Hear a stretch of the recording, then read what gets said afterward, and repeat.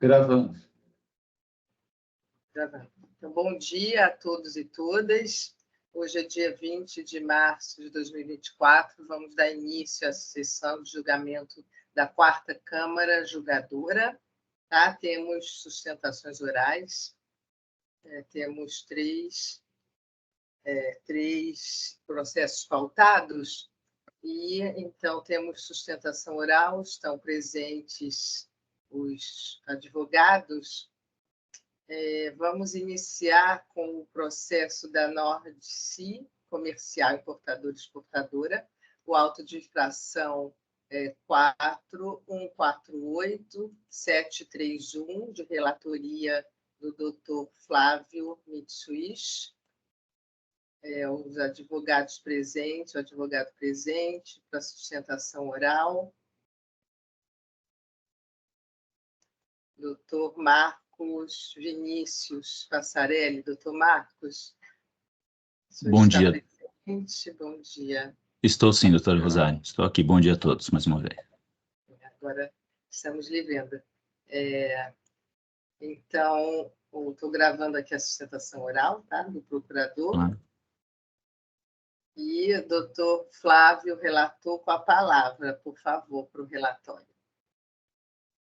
Bom dia novamente a todos. Bom dia, doutor Marcos. Obrigado pela presença. Eu vou passar a leitura do relato, depois eu abro a palavra para o senhor.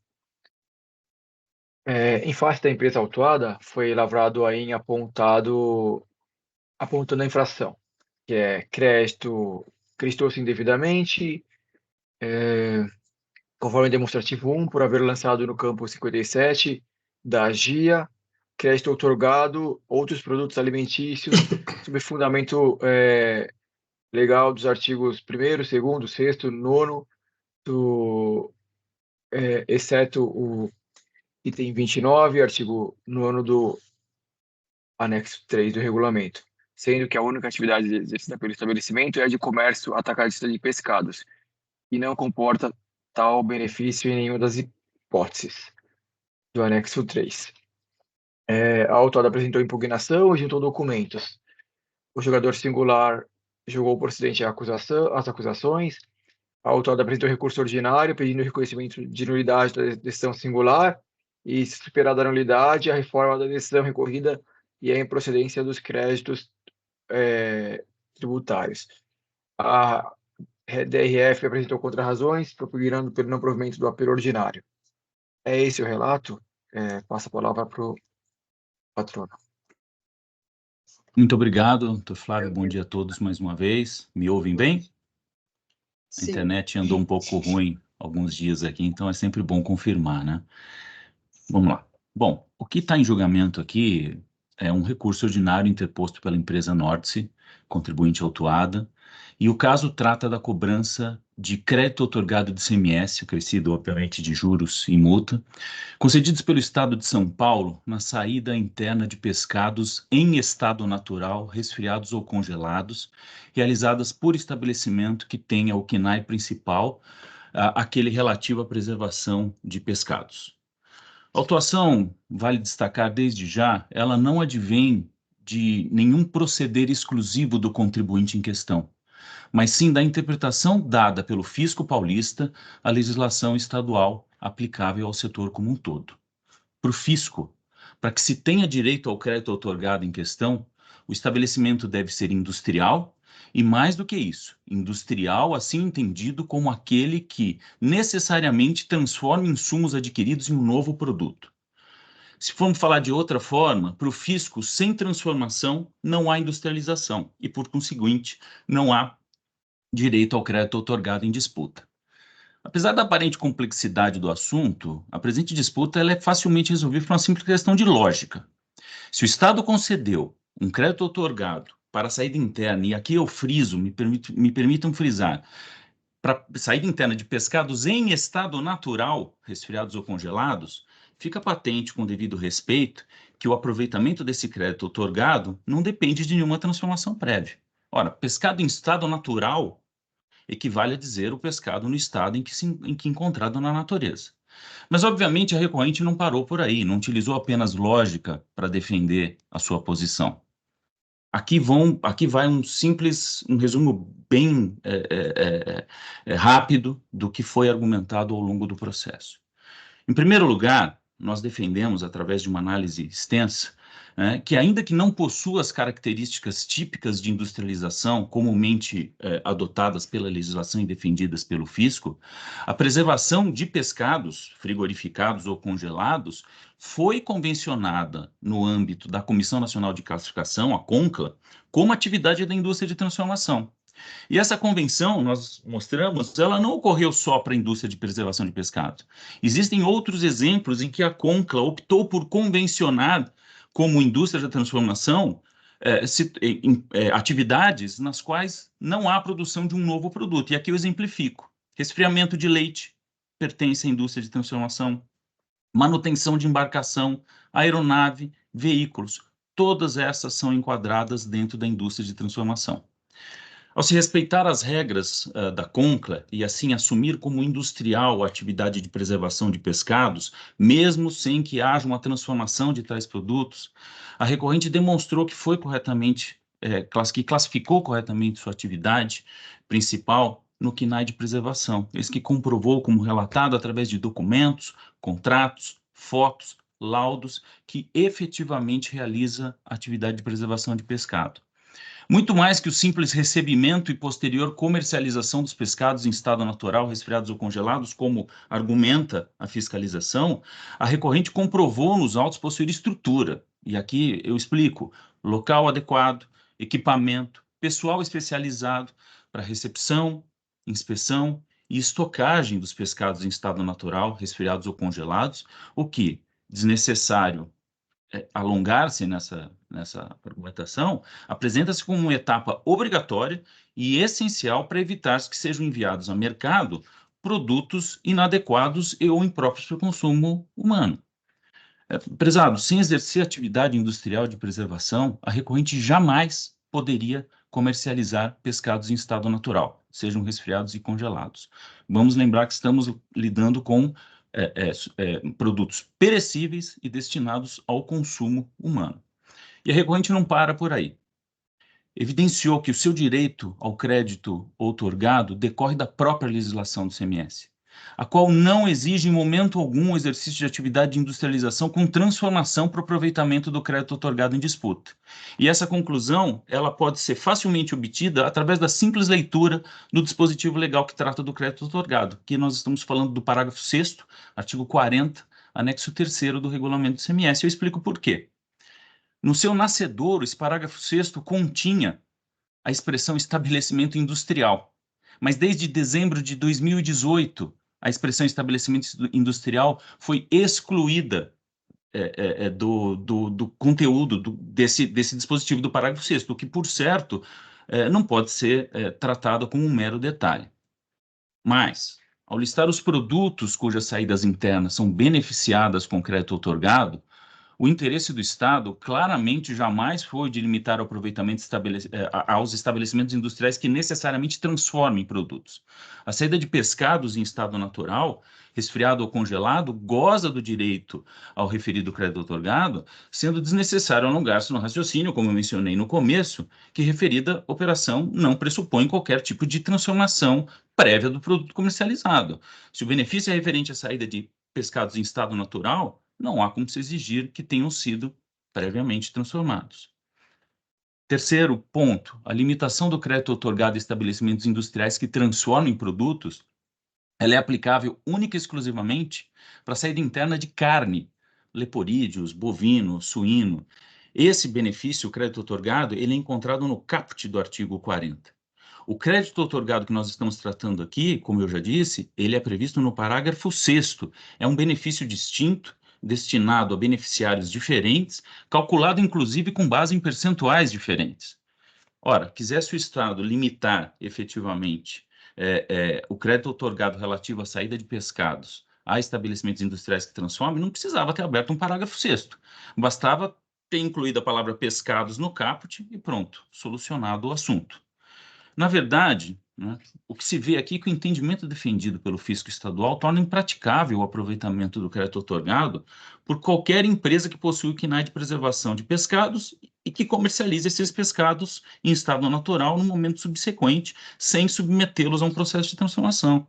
Não há simplesmente como se conceber que pescados sejam preservados por uma empresa comercial como um fim em si, sem que haja uma etapa subsequente de comercialização. A comercialização posterior dos pescados em estado natural não anula a prévia e obrigatória, como mencionei anteriormente, etapa de preservação, e, por conseguinte, da forma como vemos, não anula o direito ao crédito outorgado. Outro ponto importante que suscitamos desde a defesa: a interpretação proposta pela fiscalização resulta, sim, na aplicação de um tratamento tributário não isonômico a pescados em estado natural, resfriados e congelados de origem estrangeira. E dessa forma, da forma como vemos, representa violação às regras do Acordo Geral sobre Tarifas Aduaneiras e Comércio, o GATT. Isso porque, sendo certo que todo pescado em estado natural, resfriado ou congelado, comercializado no mercado interno, não passou por nenhum processo prévio de industrialização que tenha alterado as suas características ou tenha transformado em novo produto, o crédito outorgado de ICMS, para que se respeite as normas do GATT, deve estar tanto disponível para pescados importados como para pescados nacionais. Eis que se tem certo que a característica do estabelecimento que faz essa comercialização em nada influi no produto final comercializado, que, como se vê, é um pescado em estado natural e que, portanto, não passa por nenhuma transformação. Rumando já para o fim da sustentação oral, é importante destacar também que este assunto sendo discutido nesta sessão deste caso já foi apreciado por esta Câmara, a quarta Câmara, no biênio anterior, em maio de 2023, que por unanimidade de votos, ao analisar aquele caso, proveu o recurso ordinário do contribuinte e cancelou a autuação. Aqui eu peço licença para trazer duas frases do voto desse precedente que eu reputo como sendo importante aqui para a solução do presente caso.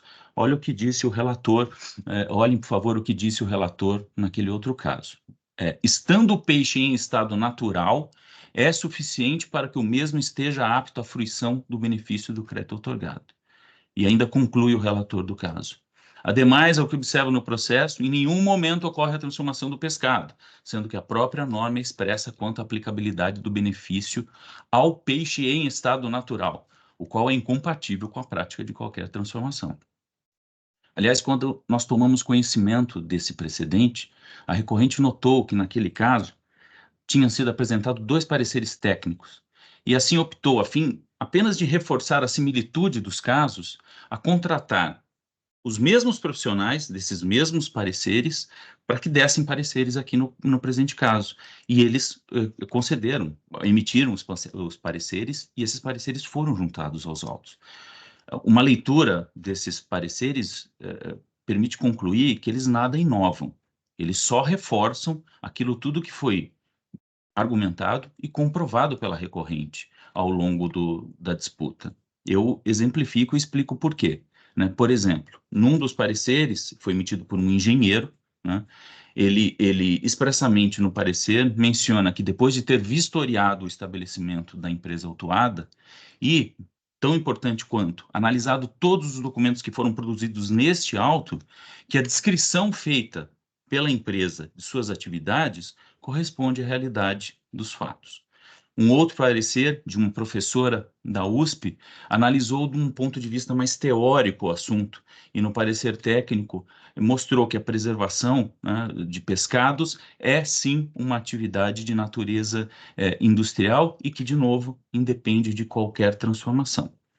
Essas são, então, as razões, juízes, senhores juízes, para que nós entendemos que são suficientes para que se dê provimento ao recurso ordinário. Eu me coloco à disposição para esclarecimento de eventuais dúvidas. Muito obrigado.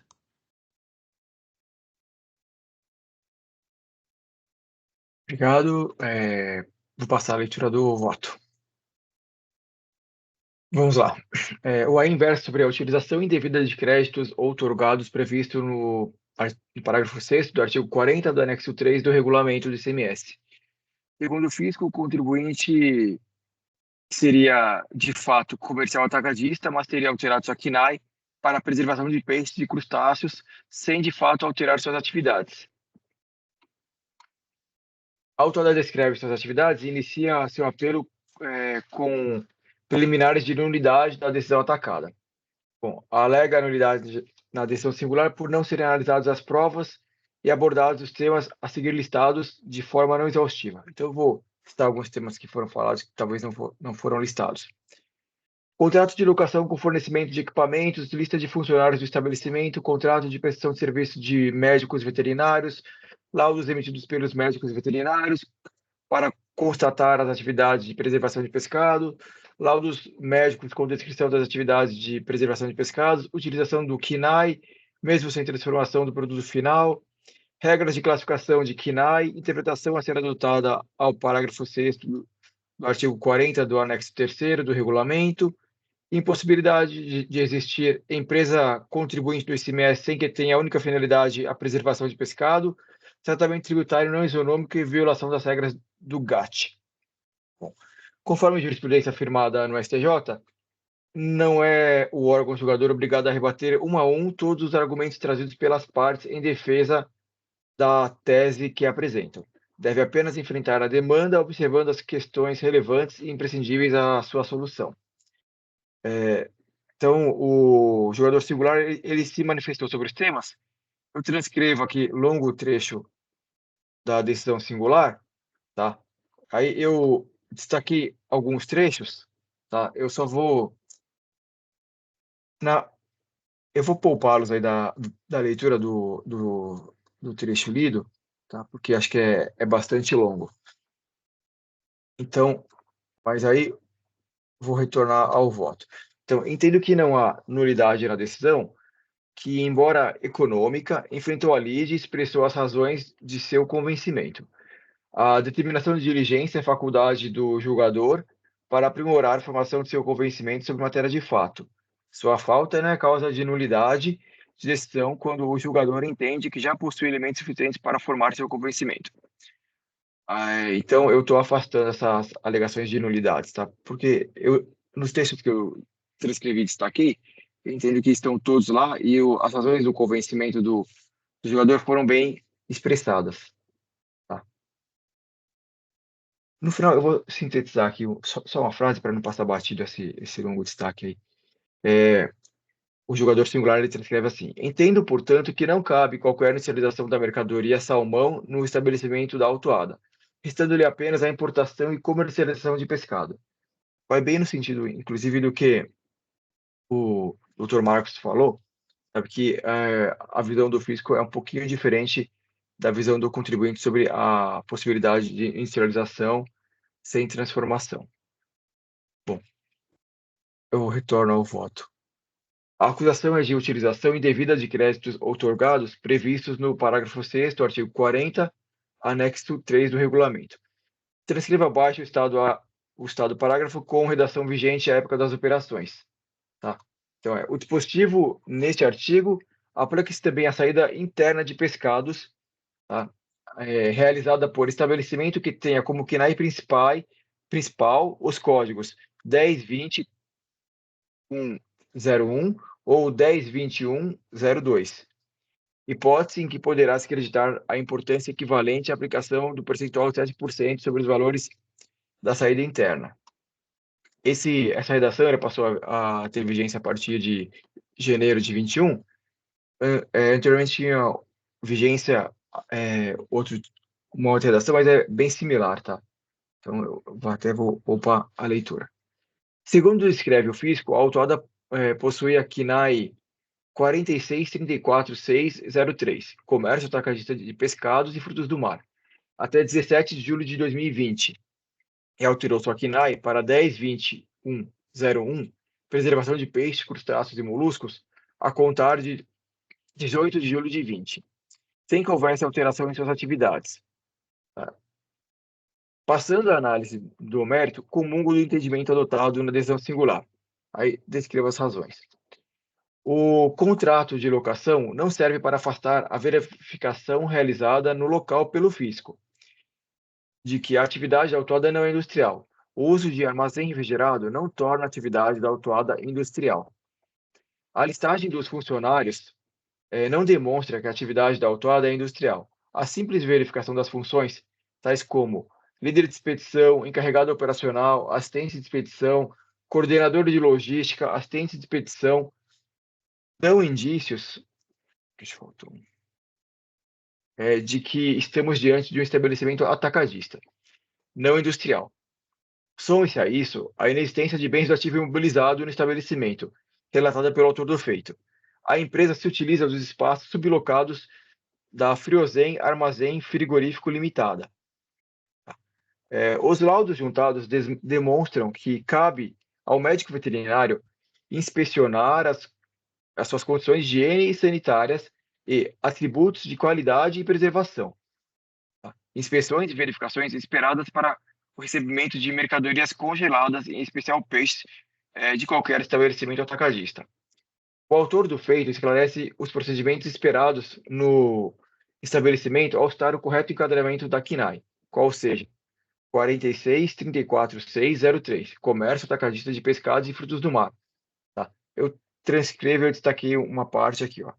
Bom, essa CNAE, essa divisão compreende também as manipulações habituais do comércio atacadista, como montagem, classificação, agrupamento, fracionamento, acondicionamento, envasamento, etc. Tá? Realizadas por conta própria as atividades de representantes comerciais. Tá? Esta classe compreende peixes e outros frutos do mar frescos, frigorificados e congelados. A existência de mesas de inspeção, equipamentos, máquinas de gelo, empilhadeiras, etc., são disponibilizados pela sublocatária Friozen para a realização das inspeções sanitárias no recebimento e estocagem de peixes congelados, como acima explanado. Não torna a autuada estabelecimento industrial. E, a este respeito, transcrevo o trecho da consta tributária 24.870 de 21, trazido pelo autor do feito. Tá? Então, eu vou transcrever trechos aqui. O estabelecimento que não tenha CNAE principal nos códigos 10.20.1.01 ou 10.20.1.02, não realizando industrialização de pescado, limitando-se a revendê-los, não poderá optar pelo crédito outorgado, previsto no parágrafo 6º do anexo 40. Tendo em vista a interpretação por parte da consulente de alteração da CNAE principal do estabelecimento, cumpre-nos esclarecer que, para efeito de determinação da CNAE, a atividade econômica principal preponderante é aquela que oferece a maior contribuição para o valor adicionado. Assim, em se tratando de estabelecimento que desenvolva mais de uma atividade econômica ou que produza diferentes mercadorias, será considerada, para seu enquadramento na atividade principal, aquela de maior preponderância econômica, assim entendida, aquela que apresente um maior faturamento ou maior margem, conforme o critério adotado. As demais atividades desenvolvidas pelo estabelecimento devem ser incluídas como atividades secundárias. Em outras palavras, necessariamente o estabelecimento deverá ter CNAE principal um código enquadrado nas subclasses 10.20.1.01 ou 10.20.1.02. Tá? Mais especificamente da indústria de fabricação de produtos alimentícios. Aí. As CNAEs informadas no cadastro do contribuinte do ICMS devem refletir as atividades efetivamente exercidas pelo estabelecimento, de maneira que estão impossibilitados os contribuintes de incluírem CNAEs que não correspondam às atividades efetivamente exercidas pelo estabelecimento. Considera-se regular a simples inclusão de CNAEs com o objetivo de fruir tratamento tributário mais benéfico. Então, volto eu para o voto. Como esclarece a consulta, possuindo mais de uma atividade, a principal deverá ser aquela de maior preponderância econômica, assim entendida aquela que apresente o maior faturamento ou maior margem, conforme o critério adotado. A autuada assevera que prevalece a indústria desde que a receita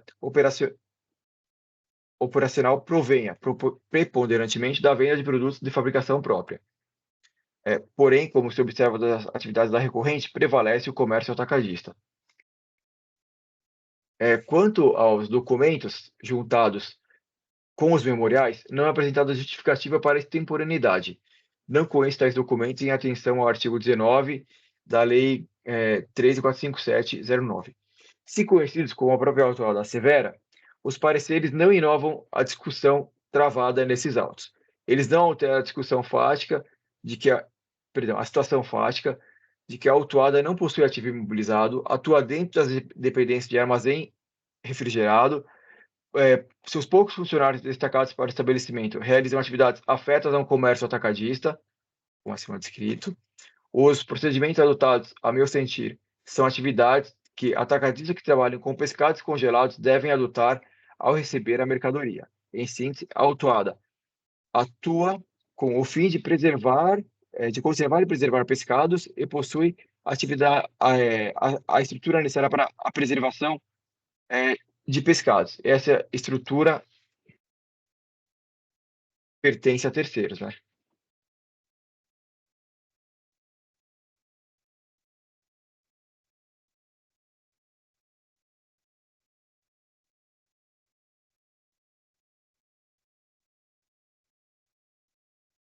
Pertence a armazém terceiro.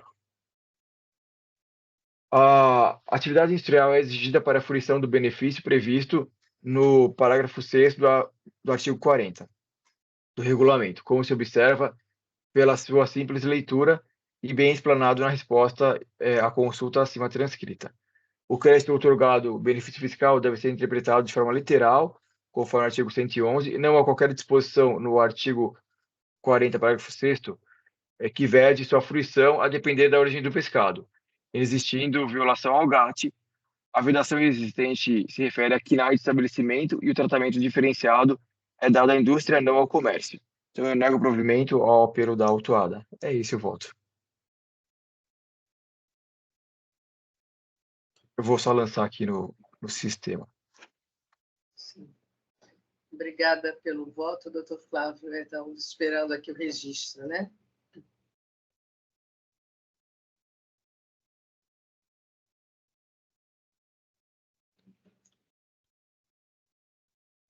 Presidente, eu posso fazer algumas considerações?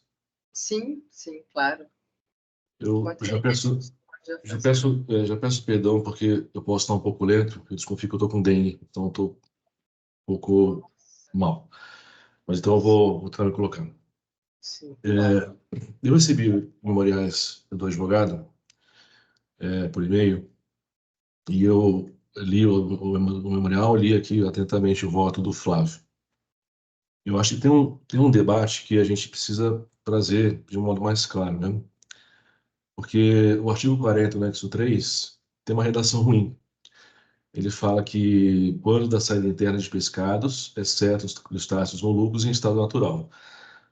A melhor redação seria tirar esse exceto dos crustáceos moluscos com um aposto da oração gramatical e levar para o final, porque aí, o aposto é uma partícula explicativa, né? Porque aí ficaria quando da saída interna de pescados em estado natural, resfriados, congelados, e no final colocar exceto crustáceos e moluscos. Me parece que a gente tem duas situações aqui no artigo 40, que uma é voltada para quem faz essas atividades com pescado em estado natural, e uma outra situação para quem faz atividade industrial.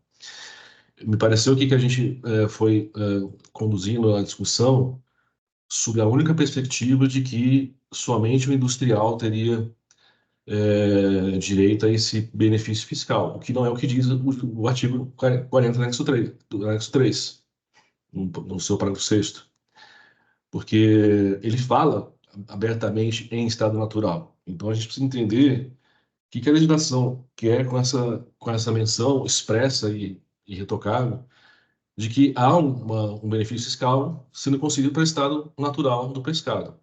Se o pescado for industrializado, ele já não está mais em estado natural. E aí a gente, em um julgamento aqui, no órgão de julgamento, a gente vai estar restringindo o benefício. E cabe à Alesp fazer isso, né, mediante provocação do governador e do secretário de Fazenda. Porque está lá escrito, a gente não pode esquecer. Vamos tirar o aposto, de novo, como proponho. Então, quando a saída interna de pescados em estado natural, resfriados, congelados, salgados, secos, e assim vai, até chegar ao final, onde eu colocaria, exceto crustáceos e os moluscos.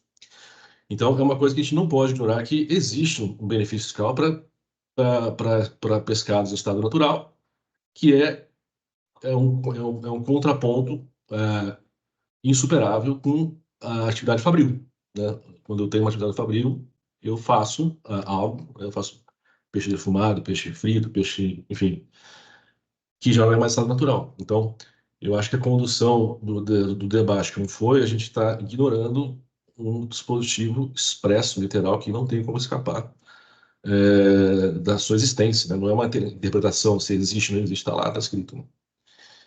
E com relação ao que o Flávio colocou com relação ao artigo 111 do CTN, se a gente pegar a redação do 111, ele fala que se aplica literalmente a legislação tributária que disponha sobre suspensão ou exclusão do crédito tributário.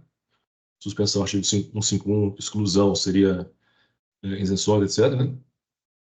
Aí, esses dois, outorga de isenção, e 3, dispensa de cumprimento de obrigação acessória. Não está aqui benefício fiscal.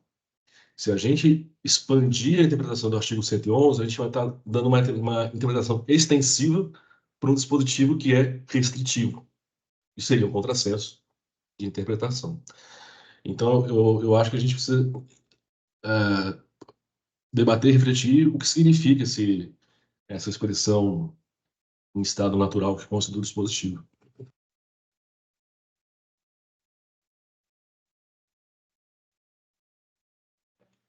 Você quer falar? Doutor Flávio quer se manifestar? Não. O Rubens, ele levantou a mão? Deixa ele se manifestar. Levantou a mão, assim. É que eu não estou vendo o Rubens. Bom, obrigado, presidente. Obrigado, doutor Flávio. Bom dia a todos. Esse caso ele é intrincado. Assim, com relação ao que o doutor Bergamin expôs, em alguns pontos eu concordo com ele, né, que há uma margem de interpretação para o que está sendo exposto ali. Com relação à industrialização, é possível ocorrer a industrialização e manter-se o estado natural do pescado, por exemplo, quando você viscera, né? Abre o pescado, retira ali os órgãos internos, você industrializou o pescado, mas ele não perdeu a sua condição de estado natural. Perde quando você, por exemplo, pega um atum e faz latinhas, né, do atum ali. Obviamente, ele não está no estado natural. Mas tudo isso é uma coisa que muitas vezes é um aspecto subjetivo, né, que você tem que abordar. E eu faço votos que o doutor Bergamini leve o processo talvez em vista e traga uma outra visão para que a gente possa ter um contraponto aí, né? É isso, em suma. Flávio, você quer falar ou eu posso fazer um comentário? Não, comenta, Adolfo, acho que você levantou a mão, e se quiser que eu fale ao final, aí ao final eu falo alguma coisa, que eu já falei bastante. Tá. Não, é que esse comentário do Rubens é um excelente comentário porque traz aqui vários temas. Porque quando você faz esse procedimento no peixe, você exerceu uma atividade industrial, que é beneficiamento, né? Você melhorou para consumo, né? Se você pegar lá a definição do que é beneficiamento no RIP, que é utilizada pelo RIC, no nosso artigo 4º, você melhorar para consumo, isso vai beneficiar e é uma atividade industrial. Então, ele já não está mais em estado natural. E aí a gente entra tendo uns debates, porque tanto é um procedimento industrial que a gente pode até refletir sobre o direito do supermercado em relação à peixaria tomar alguns créditos de ICMS, porque o Estado de São Paulo, da DNCAT 1 de 2007 ou 2017, fala que supermercados são atividades fabris. Então, eu acho, eu vou seguir a sugestão do Rubens, presidente, se a senhora autorizar, para trazer esses outros elementos aí.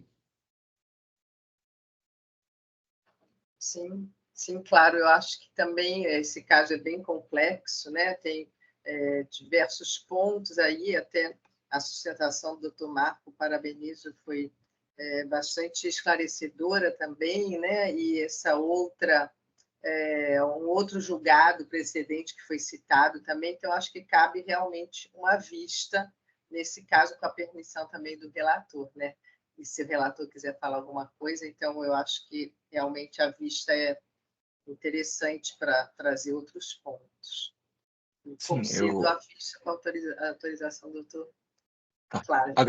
Agradeço ao doutor Adolfo aí pelo cuidado, tá? E pelo que eu entendi do artigo, a gente tem que ter uma atividade industrial para gozar do benefício, tá? E infelizmente, a autuada ela não possui atividade industrial na visão realmente do que trouxe a consulta, que a atividade industrial deve ser aquela preponderante para o estabelecimento. No caso, a atividade preponderante é o comércio, tá? E a atividade que ela exerce antes, no recebimento do produto, eu entendi que uma atividade, não é como uma peixaria, por exemplo, de um mercado, que aí eviscera, faz alguns procedimentos no produto. Ela só verifica se está bom para o consumo, tá? Se durante o transporte não descongelou, não estragou, tá? É isso. Por isso que realmente eu não estou provendo. Em síntese, é isso. Muito obrigado, tá, Dr. Bergamini. E o Dr. Marcos foi excelente a sustentação oral. Muito obrigado, doutor Flávio. Obrigado a todos. Então, a vista fica concedida, sai em vista para o doutor Adolfo Bergamini e retorna em um outro momento. Por favor, acompanhe a pauta, doutor Marcos. Muito obrigado, senhor presidente. Obrigado pela atenção e pelo tempo e desejo a todos um bom trabalho. Bom dia. Bom dia. Então, Obrigado. encerramos o julgamento aqui com a saída do caso em vistas.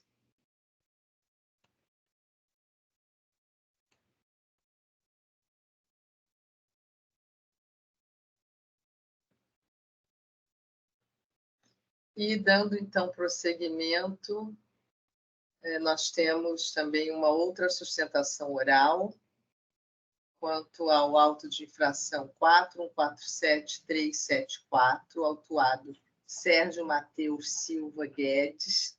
Eu sou a relatora, a doutora Célia Rosana. Está presente, doutora Célia? Bom dia a todos. Estou aqui. Sim. Eu vou fazer um breve relato do caso.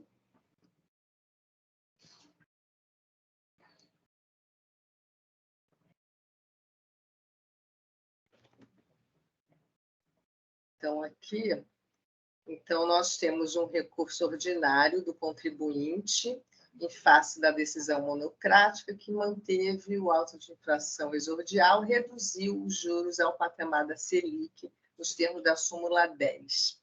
As infrações estão relativas a documentos fiscais, impressos fiscais, deixou de emitir, no período de junho de 2017 a março de 2020, notas fiscais eletrônicas no valor X, exigindo-se o ICMS no montante antes de iniciadas as saídas de mercadorias relacionadas ao demonstrativo 1. Está consignado na descrição da infração que o sujeito passivo deixou de emitir os documentos fiscais exigidos pela legislação, pois serviu-se de documentos inidôneos emitidos em nome de DF comercial eletrônicos, para acobertar as operações de remessas de mercadorias. A empresa, essa pessoa jurídica, teve inscrição estadual declarada nula.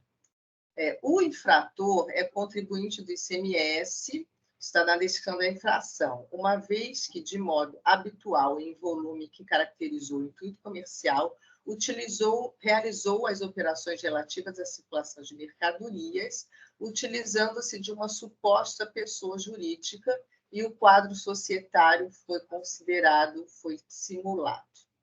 A infração do item 2, são duas infrações. Então, o infrator exerceu com habitualidade a atividade de comércio varejista sem estar devidamente inscrito no cadastro de contribuintes. Então, também em decorrência das diligências, das informações colhidas pelo fisco e dos documentos carreados ao processo, SPF, então, um processo interno, da Secretaria da Fazenda, número tal, constatou-se a simulação de quadro societário da DF Comercial Eletrônicos. E foi essa empresa, essa pessoa jurídica, foi declarada, então, de nulidade da inscrição estadual, conforme o inciso 2 do artigo 21. Então, foi a responsabilização pessoal, né, da pessoa física de Sérgio Mateus, então, o autuado, responsável pela gerência e coordenação de toda a cadeia de operações. Essas são as infrações, eu não vou aqui ler, né, os argumentos do recorrente, né? Então, deixo a palavra para a advogada patrona, a doutora Célia, fazer sua sustentação oral. Muito obrigada. Esse caso, ele é bastante diferente dos casos envolvendo documentos inidôneos. Quando houve fiscalização, a argumentação de simulação do quadro social da empresa, eles cassaram a inscrição estadual da empresa DF Comercial Eletrônicos EIL. Entretanto, ao invés de declarar esses documentos inidôneos, como geralmente eles procedem, a fiscalização entendeu por desclassificar esses documentos emitidos e, baseado em conclusões que chegou sobre a simulação do quadro societário, acusar o senhor Sérgio de supostamente ser o proprietário de fato da empresa e de deixar de emitir em nome próprio os documentos fiscais emitidos pela DF. A acusação de falta de emissão de documentos fiscais, ela está sendo realizada e tem base exatamente as notas fiscais que foram emitidas pela DF, que, no entender da fiscalização, deveriam ter sido emitidas pelo Sérgio Mateus. É importante colocar que não há nos autos notícias sobre irregularidades dos documentos emitidos pela DF, e não há notícia de infração à legislação tributária que tenha sido praticado pela DF, sendo o único motivo da cassação a alegada simulação do quadro societário, conforme consta aí no relatório de acusação. O trabalho fiscal, da forma que foi feito, possui bastantes aspectos questionáveis. Primeiro, o seu Sérgio, responsabilizado pela emissão dos documentos fiscais, conforme conclusão do fisco, ele não foi parte do processo de cassação. Quer dizer, o processo concluiu que ele era responsável pela emissão desses documentos fiscais, mas não ofereceu a ele oportunidade de participar das apurações, nem pôde recorrer de tal decisão no processo. Ou seja, em verdade real, a fiscalização no processo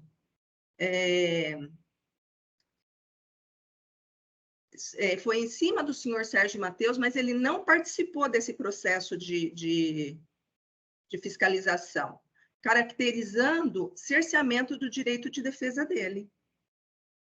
Pois atribuiu a ele uma responsabilidade por ter emitido esses documentos sem que ele tenha tido oportunidade de se defender.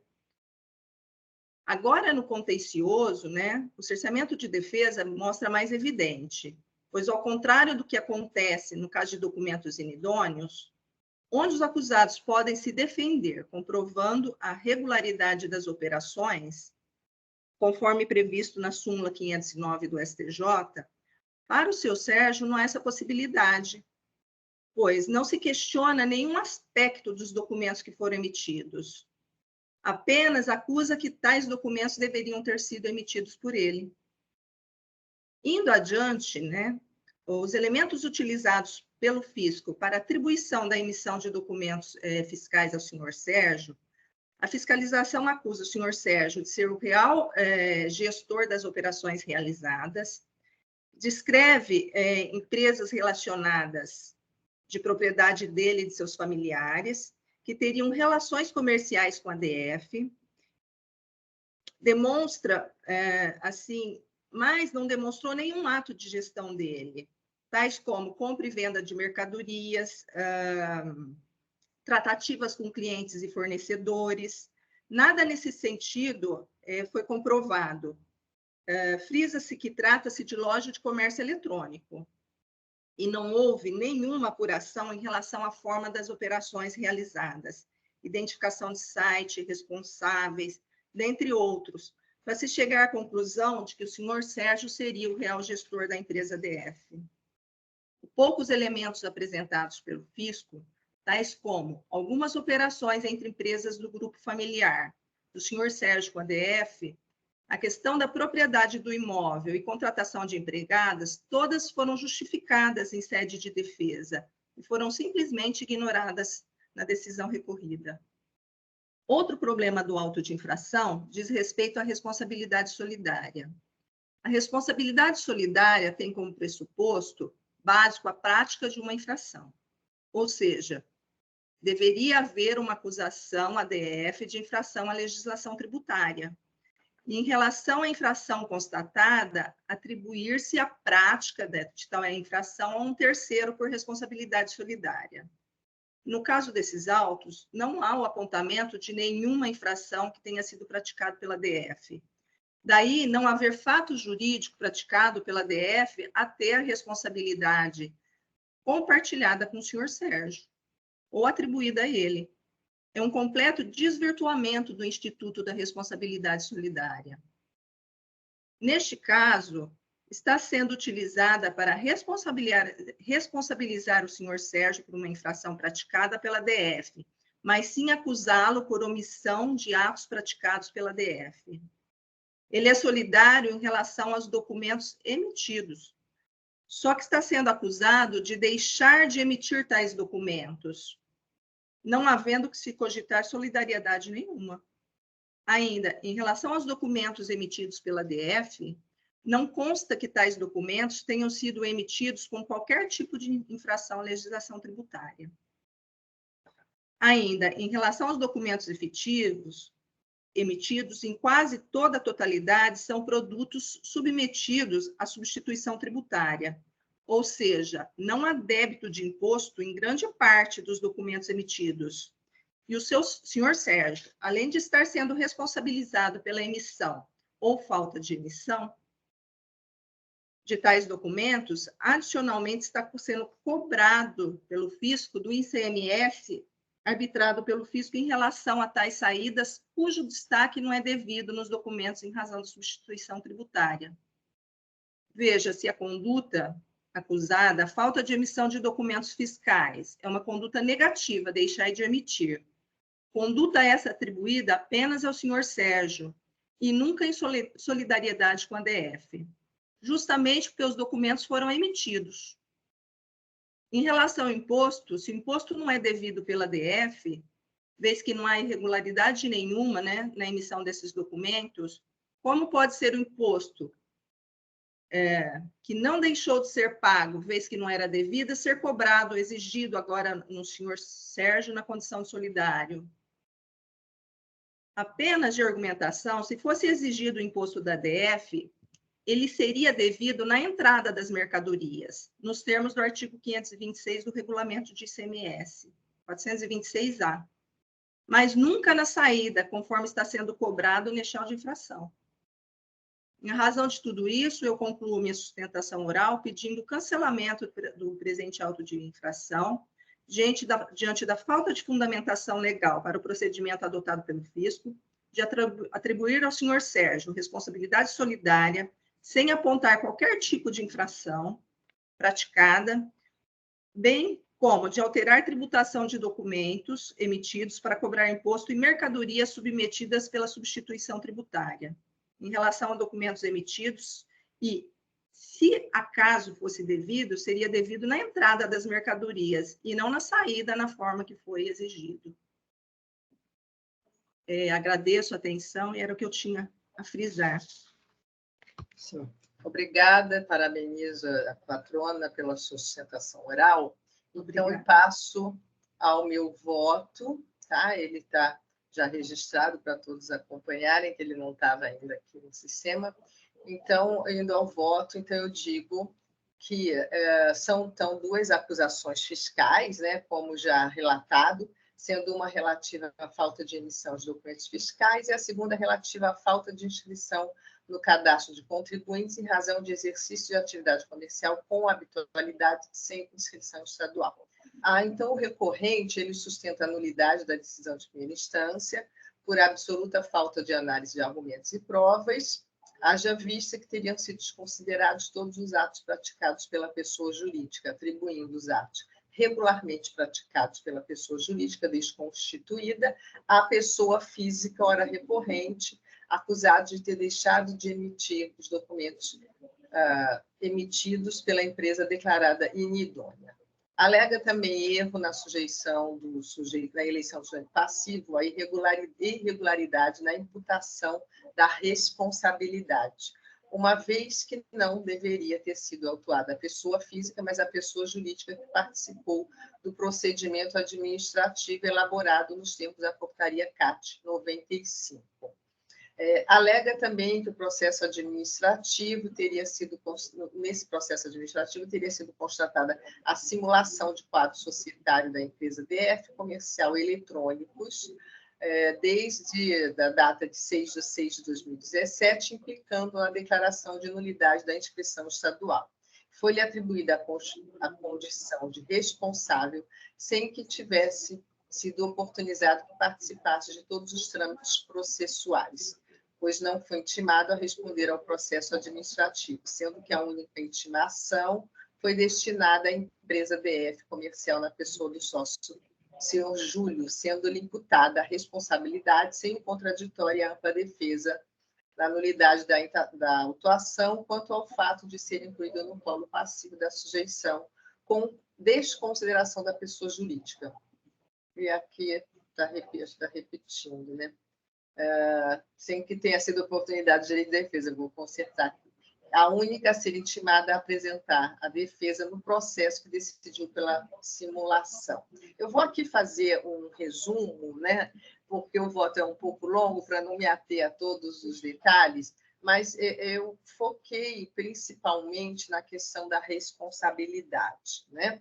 Aqui o meu voto é nesse sentido, né?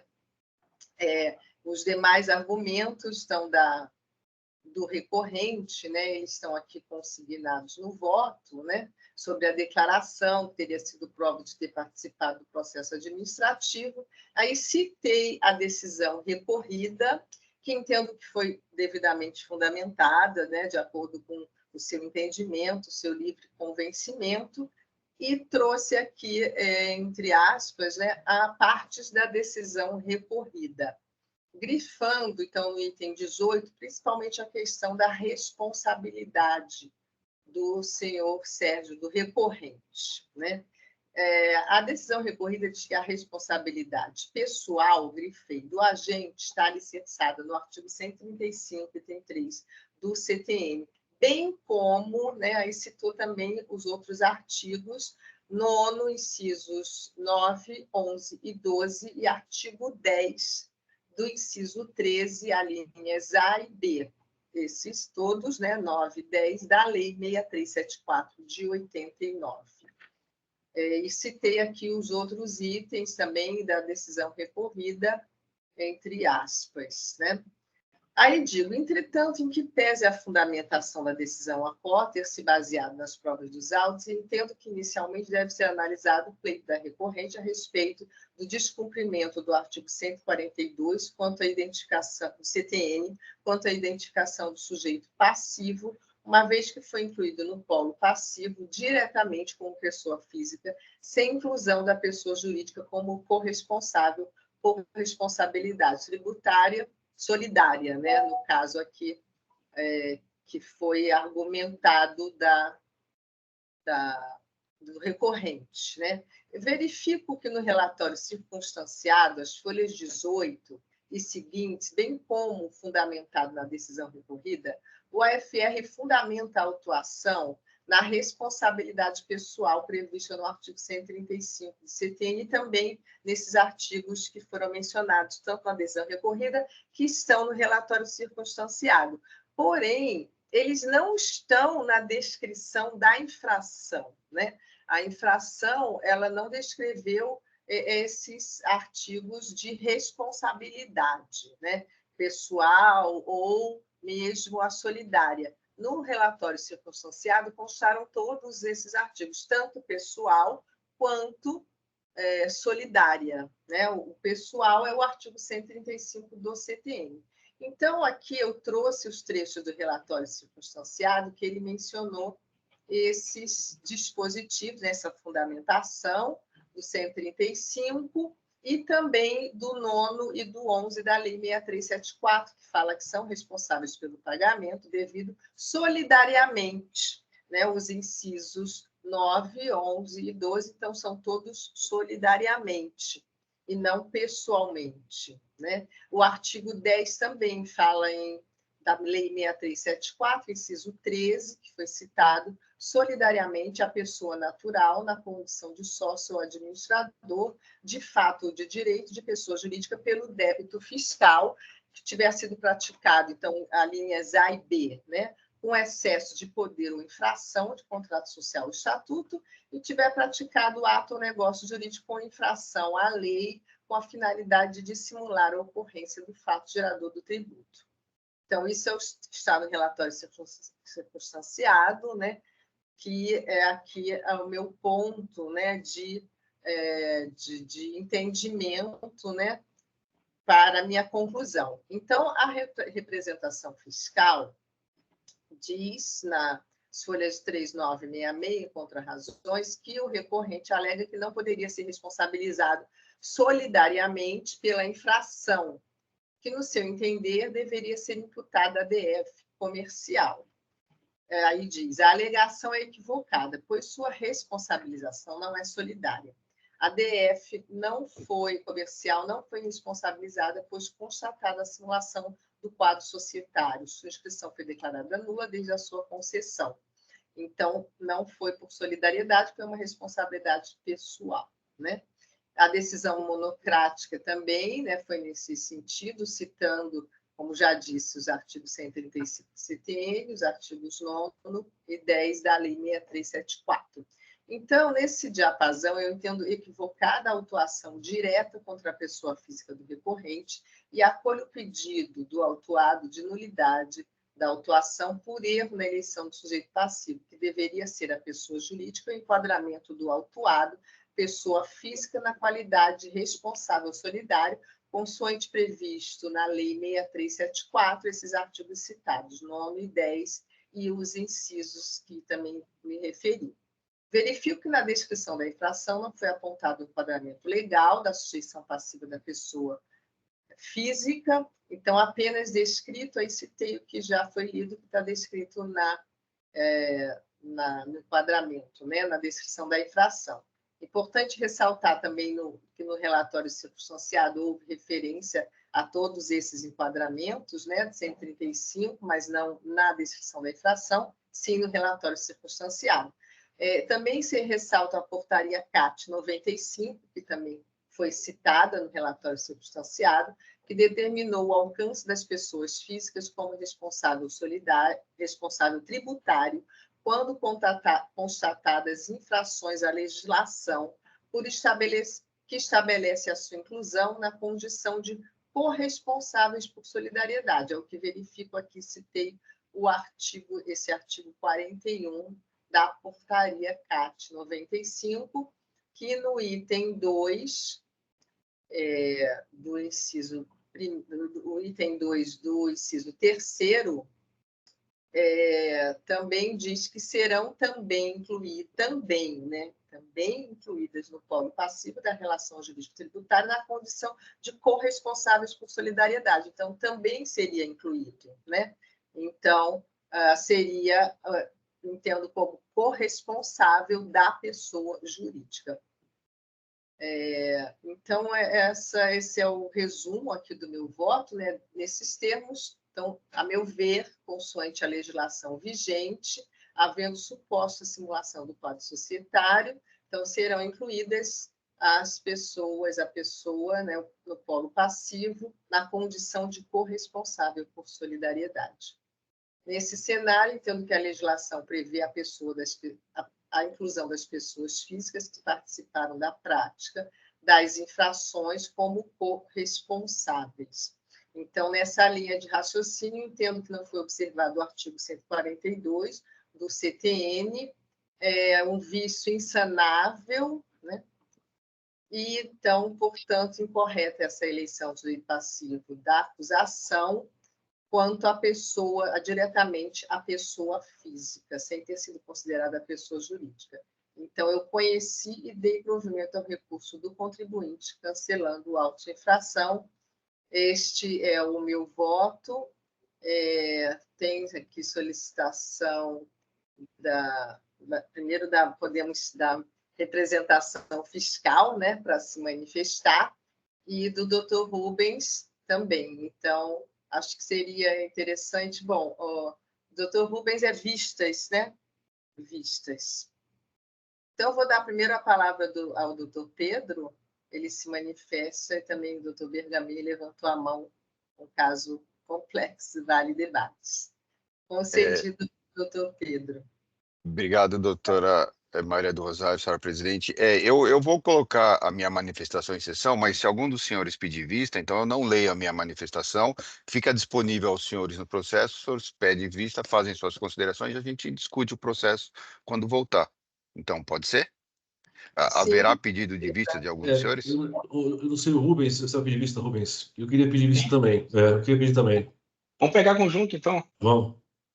Tá. bom. Então, deixa eu Eu só colocar vou aqui a minha justificar manifestação. o pedido, tá bom, presidente? Só justificando o pedido. Sim. É o seguinte, é que eu 12, 13 anos aqui de atuação no TIT, eu nunca, em centenas de processos que eu atuei, nunca vi um fiscal acertar na solidariedade. Eles erram todos os autos de solidariedade, é tudo errado. Então, assim, nesse ponto, dá para a gente superar alguma coisa nesse sentido, né? Nesse caso, eu concordo com a representação fiscal, não existe solidariedade nenhuma nesse caso, né? Ele está sendo acusado de ter dado saída na mercadoria por conta própria. A outra empresa já foi anulada, ela nem existe mais no mundo jurídico, né?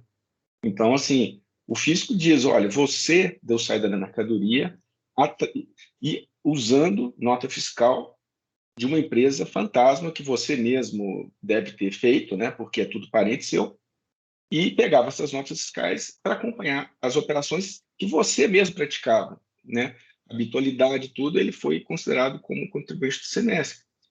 Mas o fiscal se atrapalha, solidariedade, CTN, inventa um monte de firula e acaba se embananando, né? Então, eu gostaria de pedir vista para, primeiro, ver se é possível superar essa questão de solidariedade e analisar as questões de fato, que se você afasta essa questão da solidariedade, você parte para a análise de fato. Então, é por isso que eu pedi a vista. Obrigado. Eu também me justifico, presidente, porque eu acho muito forte você colocar uma acusação fiscal em alguém que não tem relação com a empresa, né? Quando a gente fala do 135, a gente fala do sócio-gerente que está na empresa e toma os atos. Então, acho que tem que ter uma prova bem robusta sobre essa declaração. Por outro lado, se confirmado que é isso mesmo, a gente está diante de uma atuação de clara sonegação fiscal, né? Então, não dá nem para a gente falar que já é ST, porque para que haja o argumento da ST, é necessário que houvesse uma nota fiscal emitida validamente, né? Com demonstração no livro de apuração, naquela folha seguinte, que é por ST, com o recolhimento, né?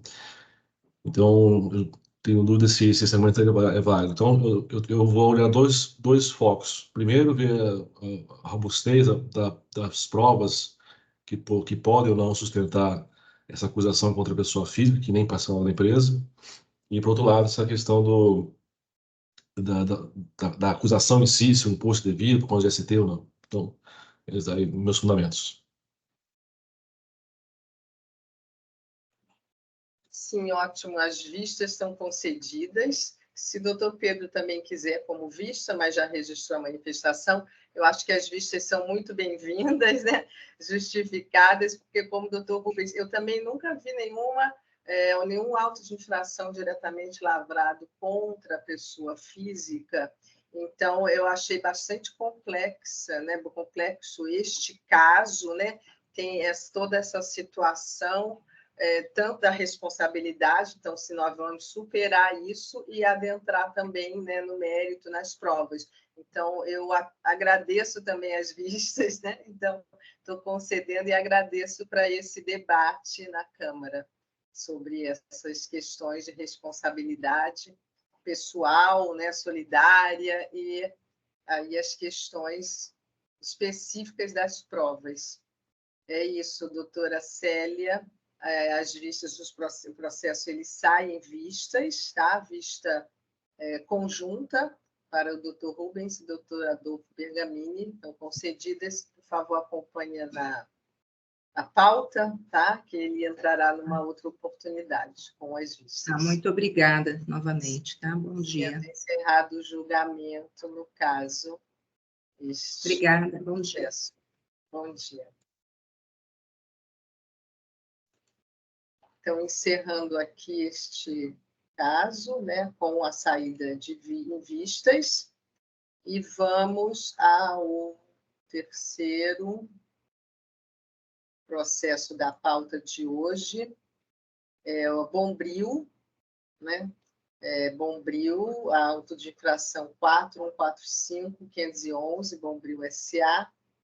Relator, Dr. Rubens, com a palavra, por favor, relator. Não temos patrono, né, presidente? Não, neste seu não. Tu foi sorteado, então, privilegiado. Eu vou já então até o final, né? É um caso de levantamento fiscal, tá certo? As infrações são o seguinte: deixou de pagar o ICMS, apurado de levantamento fiscal realizado com fundamento no artigo 509, em operações de industrialização tomadas pelo infrator, conforme documentos, apresenta os estoques de mercadoria em poder de terceiros para industrialização existentes no início e final dos exercícios, cujos valores e operações foram declarados pelo contribuinte. O segundo também levantamento fiscal, falta de pagamento do imposto, em operações com armazéns gerais, referentes aos estoques de mercadorias em poder de terceiros existentes no início e no final. Enfim, discrepância em estoques em poder de terceiros, alguns estoques simplesmente desapareceram, quer seja por desorganização interna ou por saídas não contabilizadas. De qualquer forma, cabe ao contribuinte comprovar a não ocorrência do fato gerador, que é a regra do levantamento fiscal. Então, eu passo ao voto. Inicialmente, houve uma redução consensual na decisão recorrida. A redução foi no seguinte contexto: em sua manifestação fiscal, a autoridade fiscal acolhe a afirmação do impugnante referente ao erro em uma nota fiscal emitida pela empresa Transerve, que declarou um valor comunitário, um valor como sendo unitário, e era um valor referente a milheiro, aqueles erros naturais, né? O fiscal acatou, o julgador ACOR reduziu e a representação fiscal concordou. Então, o recurso de ofício está negado provimento. Tá? Quanto ao recurso ordinário, inicialmente não há que se aplicar o parágrafo 4º do 150 do CTN, é caso de levantamento fiscal, o fato gerador é presumido, não se sabe o momento exato em que ocorreram, então não há qualquer anotação nos livros, então é o 173, e em função do qual o ANI é procedente, não, o ANI é tempestivo. Mas eu conserto isso daqui. O contribuinte sustenta que a exigência está calcada em presunções, ele tem razão, é mesmo, mas essa presunção está disposta na legislação tributária. Parágrafo 3º do 509 do RICMES diz que a diferença apurada por meio de levantamento fiscal será considerada como decorrente de operação ou prestação tributária. A presunção ela é prevista na legislação. O contribuinte alega também uma inversão no ônus da prova, lhe teria sido transferida a responsabilidade de comprovar que não houve saídas omitidas ao fisco. Mas isso é exatamente o que lhe cabe fazer, né? Ele mesmo é que tem que provar. De fato, se o estoque em poder de terceiros é menor que a diferença entre a remessa e o retorno de industrialização, presume-se que a diferença é decorrente de saída tributária omitida ao fisco. A expressão que trata o 509 não é absoluta, sendo facultado ao contribuinte apresentar provas da não ocorrência dos fatos geradores ou do pagamento do imposto. Ele discorda da alíquota de 18% utilizada no cálculo do imposto, mas ainda assim é o que dispõe a lei. O parágrafo 4º do 509 fala: o imposto devido sobre a diferença apurada em levantamento fiscal deverá ser calculado mediante a aplicação da alíquota prevista no inciso 1º do artigo 52, 18%, salvo se tiver praticado alguma operação ou prestação com alíquota maior. Se tiver praticado alguma coisa com 25%, usaria-se até uma alíquota maior, né? Então, é inócuo debater-se contra as disposições da legislação tributária. Quanto aos fatos, o trabalho fiscal foi pautado nos dados obtidos junto à documentação fornecida pelo próprio autuado, não sendo assim aceitável que este alegue dificuldades na compreensão do levantamento fiscal.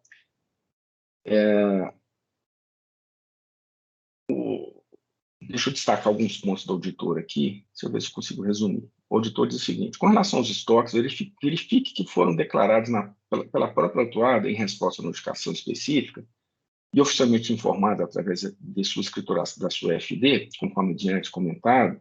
Lembramos ainda que estamos tratando aqui dos totais das mercadorias enviadas menos os totais recebidos em confronto com o que estava em estoque nos industrializadores ou armazenadores, conforme declarado pelo contribuinte, e que no levantamento fiscal não há nenhum tipo de arbitramento, quer seja com base em índices econômicos ou lucros presumidos. O contribuinte também alega que houve desconsideração das notas fiscais regularmente emitidas e do controle total das entradas e saídas. Entretanto, não é verdade. O levantamento fiscal inclui todos os documentos fiscais recebidos, emitidos e declarados pela autuada, o que significa que inclui todas as operações com insumos e mercadorias relativas às operações reconhecidas pela autuada, consideradas ainda os totais dos estoques de terceiros e em posse de terceiros. E está fundamentado no que foi declarado pelo próprio contribuinte, em sua FD, e é perfeitamente adequado para verificar o efetivo cumprimento das saídas e retornos das mercadorias. Na verdade, o que a autuada não fez é apontar objetivamente possíveis erros, divergências ou omissões do levantamento fiscal, conforme estabelece a legislação. Destaco os demonstrativos juntados pelo auditor e passo, então, alguns pontos específicos alegados pelo autuado. O autuado afirma que sua FD apresenta valores de estoque diferentes dos usados pelo fisco, não sabendo de onde saíram os valores usados no levantamento. Em seu entendimento, o raciocínio da fiscalização permite concluir que a escrituração das notas fiscais de entrada está equivocada, mas isso sequer equivale a uma diferença de estoque de matéria-prima de produto acabado.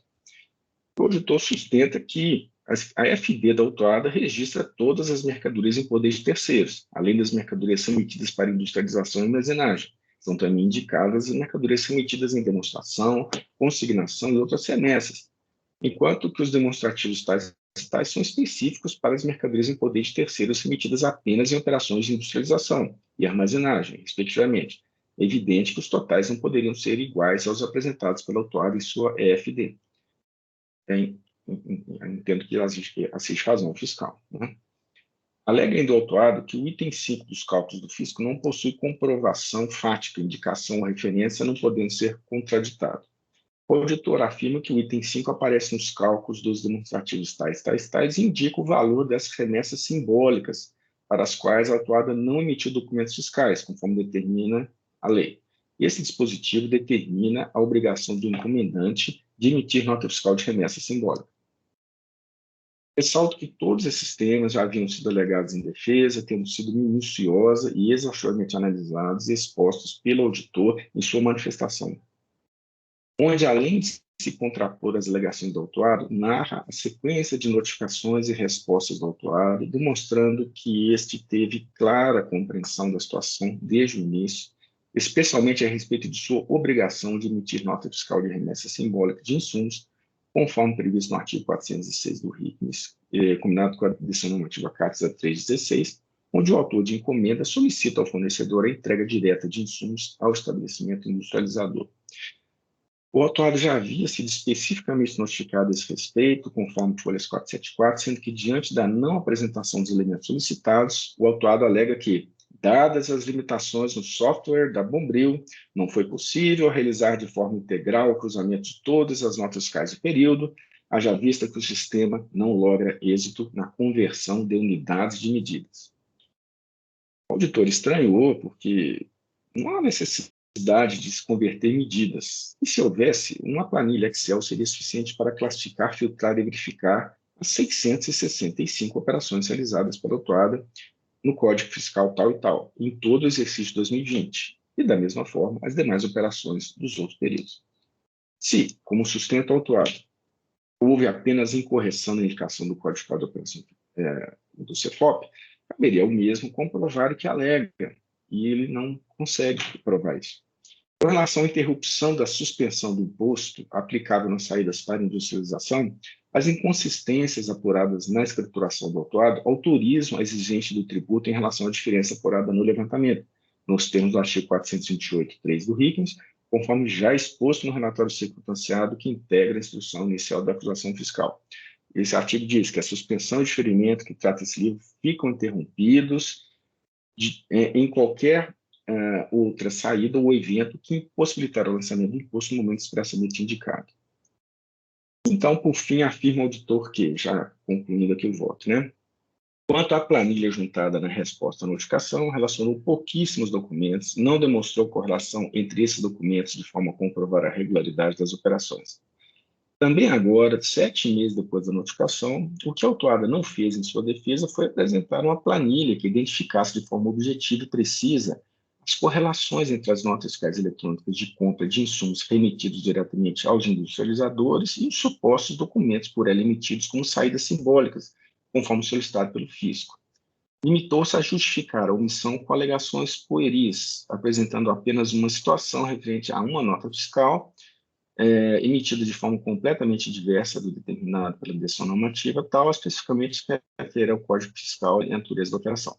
Voltando ao meu voto. Pois bem, a situação do presente recurso não se alterou. O contribuinte se debate, reiterando exatamente os mesmos argumentos de sua defesa, já enfrentados pelo auditor e pela direção recorrida, sem trazer nada de novo, ou seja, mostre-se incapaz de apresentar documentos aptos a alterar o lançamento fiscal.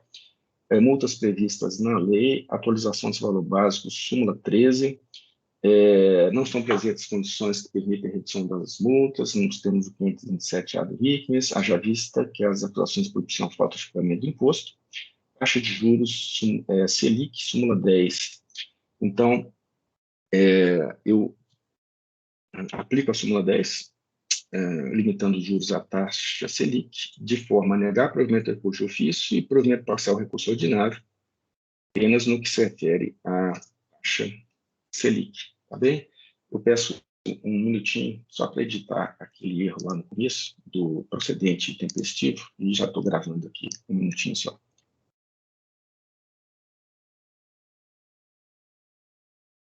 Estamos de acordo com o voto, senhora presidente.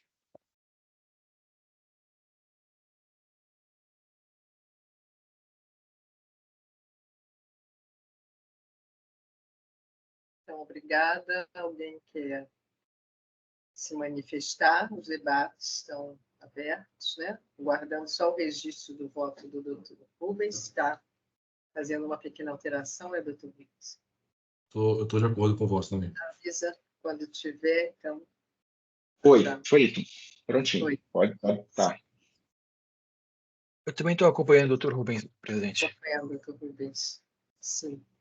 Eu também estou acompanhando, então nós vamos encerrar os debates, então passar a verificação de quórum.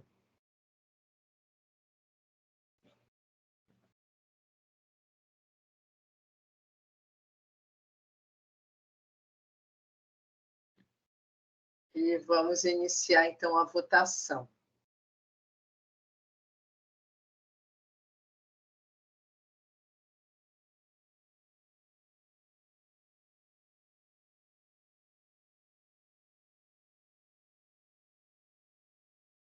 Então, no caso do Bombril S.A., recurso ordinário foi conhecido e parcialmente provido, e o recurso da Cefaz foi conhecido integralmente e não provido. Então, votação unânime, esse é o resultado do caso. Então, encerrando a votação e cumprimos a pauta de hoje, né? Nossos processos, e, portanto, encerrando essa sessão de julgamento, Oswaldo pode, por favor, encerrar a gravação. Ou mais alguma colocação? Tá. Acho que encerramos, né, a pauta. Minha parte, nada.